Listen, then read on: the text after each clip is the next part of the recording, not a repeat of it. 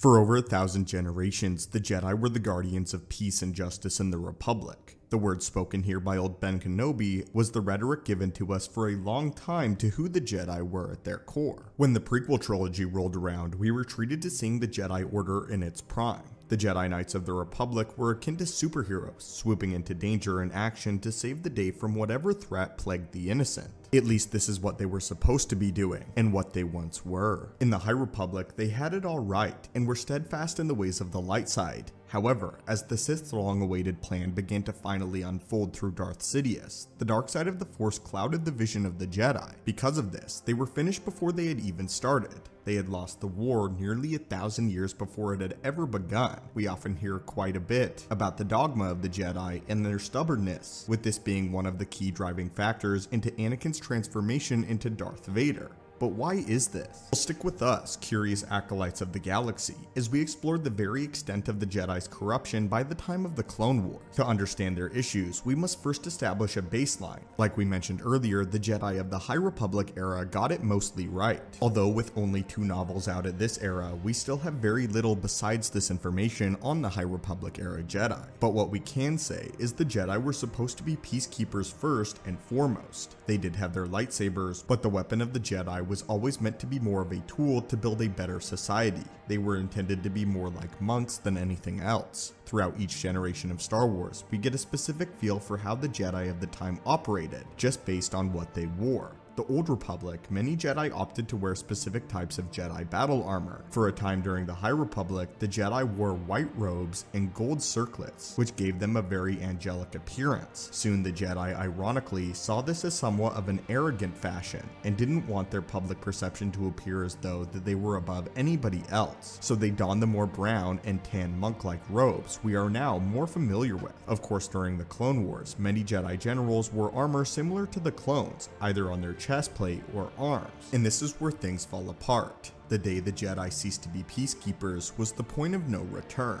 Several Jedi, including Master Dooku most notably, saw the end of the Jedi coming a mile away, as they had become far too political. The Jedi's friendship with the Republic stretches back thousands of years. However, a friendship doesn't mean that they are one and the same. The Jedi were supposed to be acting independently of the Republic and doing what they could as peacekeepers for the entirety of the galaxy. Unfortunately, over the years, the Jedi Order became far more ingrained with the politics of the Republic, and by the time of the Clone Wars, they had become so political that they were outright refusing calls for help from planets that needed it if they did not ally directly with the Galactic Senate. The last straw for Dooku was when they refused to help his home planet of Sereno from invading pirates, simply because they had ceased paying taxes to the Republic. Dooku went to his home world and single-handedly took care of the entire issue himself.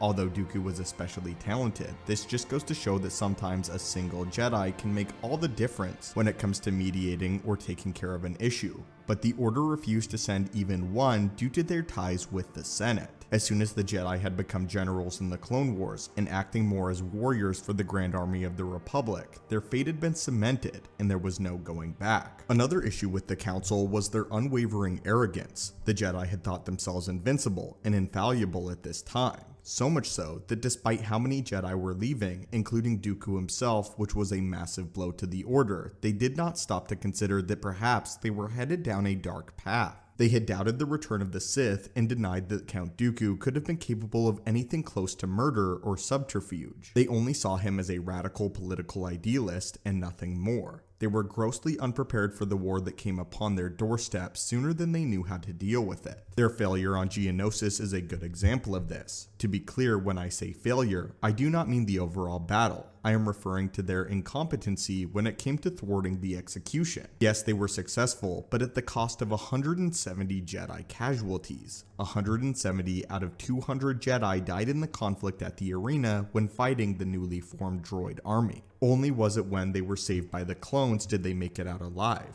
Speaking of the clones, that is another situation worth mentioning here. The Jedi were so blind to things going on within their very order that they had no idea that a master had disappeared off the face of the galaxy after secretly ordering the creation of a clone army from a planet that they had allowed to wipe from the archive database. No doubt it was Dooku who had wiped the archive of Kamino. Either way, it seems as though the Council had barely recognized the name of Sifo-Dyas when Obi-Wan mentioned it to them.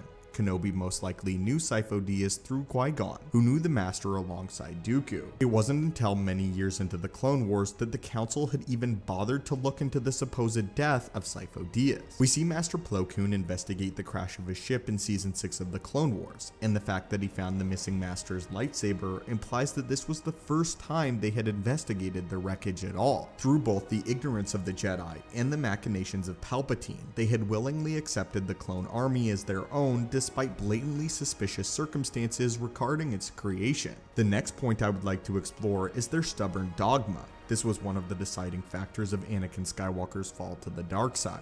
There is no emotion, there is peace. There is no ignorance, there is knowledge. There is no passion, there is serenity. There is no chaos, there is harmony.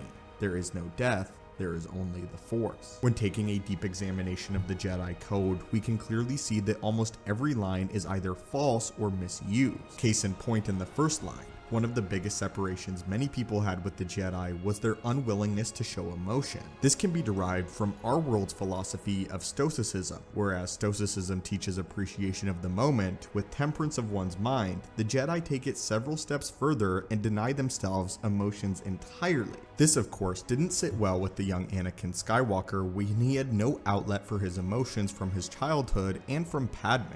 One of the worst offenders of this was Jedi Master and Council member Ki-Adi-Mundi. Mundi was rooted in the Jedi dogma so firmly that he was a borderline sociopath. On his homeworld of Serera, the population was predominantly female, with a male only being born every once in a while. Because of this, the survival of the Sarian people hinged on the ability to take on many wives and father as many children as possible. Mundi got approval from the council to do this so long as he didn't grow attached to them, and he did just that. In fact, he wasn't attached whatsoever, to the point where he didn't care about his family at all. When a militia attacked Saria and killed all of his wives and children, he didn't even care. He also had a tendency to refute unlikely events. For example, he doubted Qui-Gon Jinn's revelation that the Sith had returned, arguing that such a notion was impossible because they had not been sighted for a millennium. He also was dubious about Count Dooku's possible involvement in an assassination attempt on Senator Padme Amidala, believing he was incapable of violence or murder because of his Jedi past. When Ahsoka Tano was framed for treason, the evidence against her, as well as the wish to keep the relationship between the Jedi Order and the Galactic Senate undamaged, led Mundi and the Council to expel Tano from the Order and turn her over to the Republic military.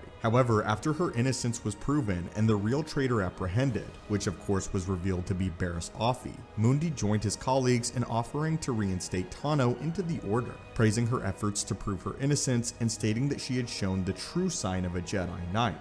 The Jedi had been fully ready to expedite one of their own just for the sake of keeping their relations with the Republic intact and healthy. Their dogma did more than just this, but outright destroyed them. For 1,000 years, they had trained to fight the same Sith on the battlefield by the Force and by the lightsaber. What they had been blind to was the fact that the Sith had evolved beyond these means. In his fight with Sidious, Yoda recognized this, and finally saw that the Jedi had lost from the very beginning before Order 66 had even been conceptualized. It no longer mattered whether he defeated Palpatine or not. The Chosen One was lost to the dark side, and the Order was in ruin. The very Republic they had sworn to defend and compromise their values for was now completely and utterly against them. Even during Mace's attempt to arrest Palpatine, he botched it completely. In the Revenge of the Sith novelization, the arrest scene was longer with a lot more dialogue. Windu had attempted to arrest Palpatine purely on the pretenses of him being a Sith, not even mentioning any war crimes. It went like this.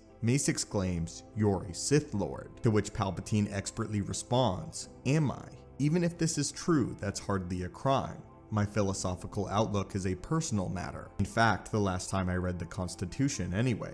We have very strict laws against this type of persecution, so I ask you again, what is my alleged crime?" Here, the Jedi are still trying to fight the war by lightsaber and haven't even grasped the implications of a Sith Lord controlling the Republic and war from the very beginning. Master Yoda had seen the end of the Jedi coming through visions but kept it to himself. He knew that the Jedi were failing and they were beyond all hope. Yoda deep down knew that it was time for the Jedi to die and be reborn. The Jedi Order had to be remade despite the cost, so Yoda stayed silent. He found a hiding place on the planet of Dagobah right next to the Darkside Nexus cave so his Force signature would be masks from Sidious. When the future came and the Jedi Order was remade by Luke Skywalker, he was very well aware of the Jedi's failings and sought to fix all of their mistakes in the next generation. In Luke's new order, he not only allowed Jedi to marry, but even went as far as to encourage it, as he believed the strongest connection with the Force came from love, a lesson he learned from Darth Vader. Love that could only be felt with one's family and loved ones nearby.